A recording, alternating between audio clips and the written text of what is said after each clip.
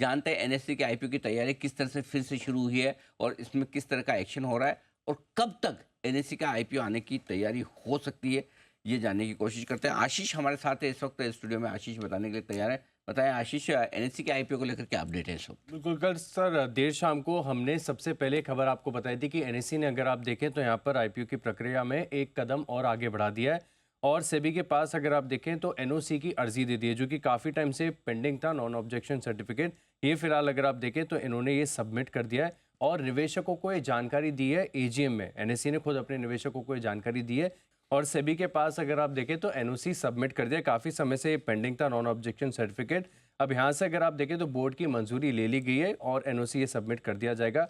दरअसल अगर आप देखें तो काफ़ी सारे जो है लीगल केसेस चल रहे थे कोलोकेशन केस को लेकर, और हालांकि हाईकोर्ट में भी एनएससी ने कहा है कि बीएसई और एमसीएक्स दोनों अगर आप देखें लिस्टेड है और लिस्टिंग होने से ट्रांसपेरेंसी काफ़ी ज़्यादा बढ़ती है। और इसी के चलते अगर आप देखें तो निवेशकों को एजीएम में जानकारी दी है कि अब एक कदम और आगे बढ़ गया। और सर, जैसे कि आप बता रहे थे कि इससे ज़्यादा कहीं अवेटेड नहीं है आईपीओ। 2016 में अगर आप देखें तो पहली बार सेबी के पास अर्जी दी थी और 2019 में सेबी ने एनएससी के आईपीओ को की जो एप्लीकेशन थी इसे लौटा दिया था, क्योंकि कारण था कि काफ़ी सारे लीगल केसेस चल रहे थे। कोलोकेशन का जो मामला है इसको लेकर काफ़ी सारे कंसर्न थे।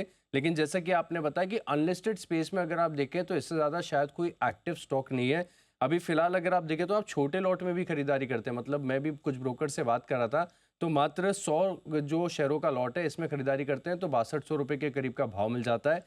और फिलहाल अगर आप देखें तो वैल्यूएशन के लिहाज से FY26 फॉरवर्ड ईपीएस के हिसाब से देखें तो करीब करीब 22 के मल्टीपल पर चल रहा है। यानी बीएसई की तुलना में देखें तो एनएससी का स्टॉक फिलहाल जो है अनलिस्टेड में थोड़े डिस्काउंट पर चल रहा है। अगर आप बड़ी क्वांटिटी खरीदते हैं तो आमतौर पर जो अनलिस्टेड स्टॉक्स होते हैं उनमें आपको डिस्काउंट मिल जाता है।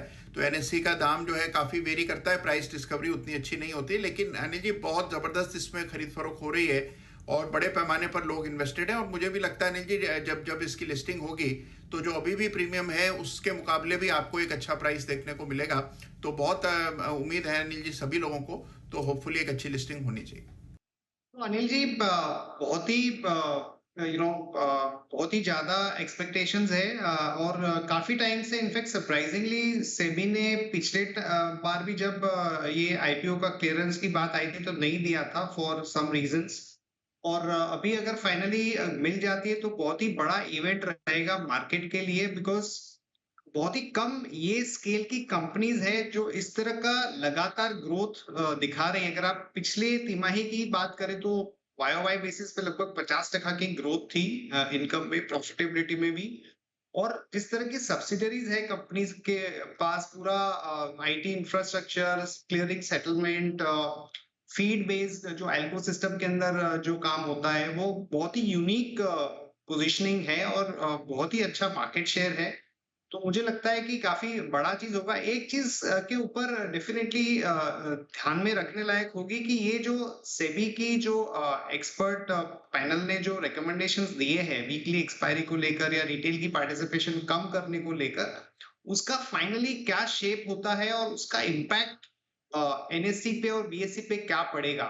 क्योंकि जब आईपीओ आप लेके आ रहे हो तो इन्वेस्टर को ये फाइनल क्या नॉर्म्स इम्प्लीमेंट होते हैं और उसका क्या इम्पैक्ट होगा ये जानना बहुत जरूरी है। अभी फिलहाल जो मेरी अंडरस्टैंडिंग है वो लगभग उसकी जो प्राइस है मार्केट में, not for very small lot but 1000-2000 share का, वो लगभग 5200 से 5500 का है। कंपनी ने बहुत ही अच्छा डिविडेंड दिया था, आई थिंक 90 रुपीज।